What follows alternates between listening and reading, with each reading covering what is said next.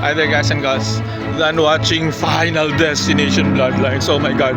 Before we proceed, I'm gonna take a pee. Oh my gosh.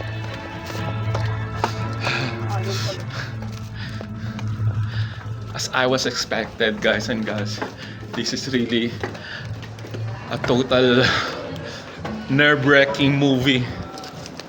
I keep, you know what, I keep on shouting, I keep on screaming, I keep on pulling my hair, and then I keep on telling that, don't go there, don't stay away from there. Oh my gosh. Then I feel like going inside of the, what's that, on the big screen just to help them, but I can't make it, you know. You know what, the director gave us this great fun and entertainment satisfaction. Hold on. But before I proceed, let me thank the Lord for all the wonderful blessings that He gave to me, for all the trials and challenges that I surpassed. Shout out to my mother, Bicol Feabordo, my sister Christine, hold on, what's that? Childhood friend Helen Carreta of San Roque, Legazpi City. Hold on. Gosh, what's that? It's not functioning. Feel like I'm in Final Destination. Yes. And to all my first viewers in Upper Guitar, my masterpieces, thank you so much. Every one of you, to all my what's this? Silent subscribers out there, hi. To all my what's this? Oh, I'm being lost. To each every one of you, and to all my 11 lovely countries: Philippines, United States, India, Canada, Mexico, United Kingdom, Germany, Indonesia, Iraq, Japan, and China.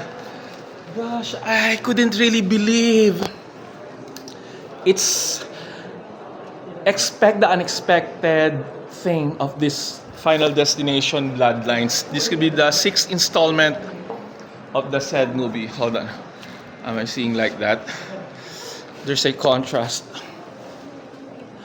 Guys and girls, fantastic, superb, horrific, terrifying, mind-blowing, lots of unpredictable scenes. You will never know what could happen next, and then you are thinking that the second victim, or the second one who will gonna die is not, and then the one you are thinking is just like a switching of mind that you are having in it. And hold on, some kind of a heavy in here.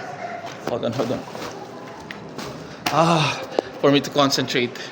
How about like that? Yeah. For us to have some people to gathered on the camera. Oh gosh, I'm being tense. Oh, you know what? At the top of my lungs, I keep on shouting. This is really the best franchise ever that the New Line Cinema made. The first 20 minutes is really a terrifying, horrific, and you are thinking that, you know, I've already seen the 5 franchise, and even you guys also watch it already, and then you are anticipating and you are expecting that the first scene, the opening scene is always a premonition. But you know, it's really it's just like that. The director is some kind of a genius. They tricked us. Not only that, trick the characters, but also us, the moviegoers, tricked by the director. He didn't give us the kind of I know that this will be happen. No, it's not. Gosh, you know what? The death scenes, it's really some kind of gory, like lots of blood splattering, and then I thought you are thinking that they are safe. They are, you know what? And then there are two sorry, there are two scenes that they shown on the trailer that didn't shown in here, but I'm not gonna divulge because I don't want to be a spoiler alert what that two particular scenes. Maybe because they shown it just for you to get mad and sometimes get pissed because why is it that that kind of scene show it will we show it again even though it's already shown on the previous franchise, right? So they give us a mind-blowing ones. I really love that. And what else? Hold on. The one of the characters looks like Christina Gonzalez, and the other one I forgot the name of the main character. She looks like Jenna Ortega. Guys, expect the unexpected for this movie. It's really awesome.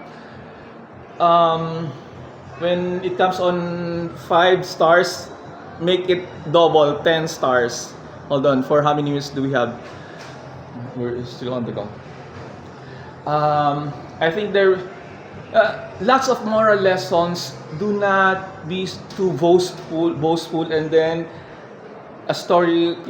This before I forgot, the story revolves of how the family wanted to survive each one of the members to avoid the death to happen each one of them, and it's really have a heart. And for you guys to survive, you know what, once you know that you are in danger, you should be careful on what you are doing. You should be protect each one another and avoid all the dangerous places that you think that death will coming for you. And do not be so complacent, do not be so confident enough, do not be boastful.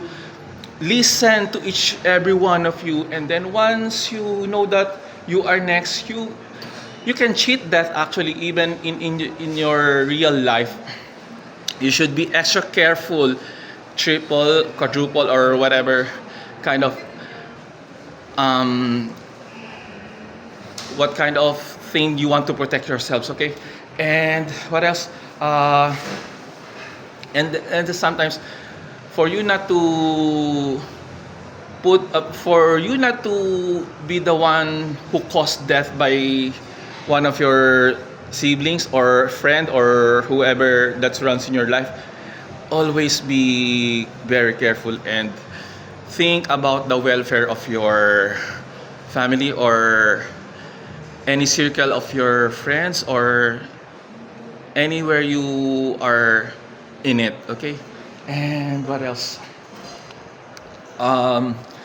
It's really awesome, guys and girls. It's a fast pace and it took almost 2 hours. And then I'm expecting for a few scenes to appear on the screen after the acknowledgement or during the acknowledgement. But the sanitation, the janitors told me that there's no more additional scenes. And I make a joke. You just wanted us to get out on the cinema, but it's not. And then I'm expecting something in here, but I didn't have it. But all the things that I didn't expect, the director and New Line Cinema gave me all the total satisfaction that I wanted to see in this movie. Hallelujah, guys and girls. You know what? I'm gonna watch this again over and over. And maybe I'm thinking how I wish that the IMAX version would be allowed in SM cinemas for me to get more terrified when I wear a glass on IMAX version. What else should I'm gonna say? I really love the premonition scenes.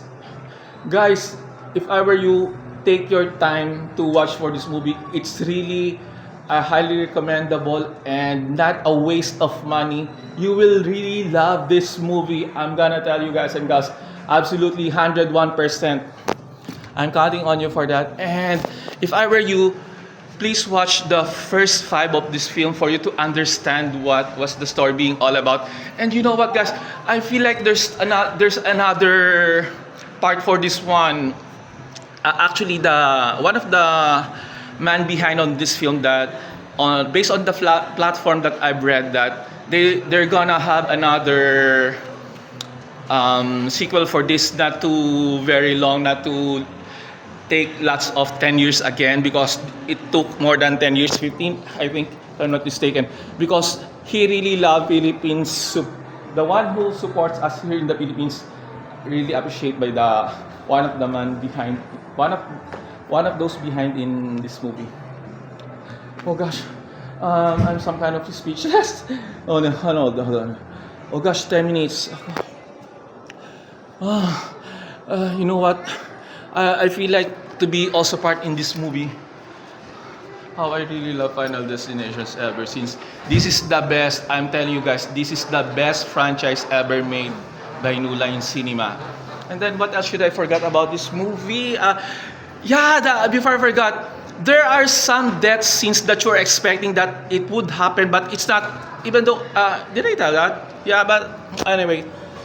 Gosh, oh my gosh, grabe. What else should I gonna say about this movie? From start to finish, and then the ending is really unpredictable, and it's really a great scene. Great scene, okay? Bye for now, guys and gals. Final Destination, Bloodlines. And always take good care, okay? Bye for now. You know what? I just have some in mind. Why is it that previous accident happened here in the Philippines? I think there's a connect in Final Destination. Sometimes, if you are thinking this kind of a weird feelings, remember, I know, have you heard that the NAIA accident, the SCTX road crash, and there's another one. Oh gosh, pray for us, dear Lord. Bye for now. Thank you for watching.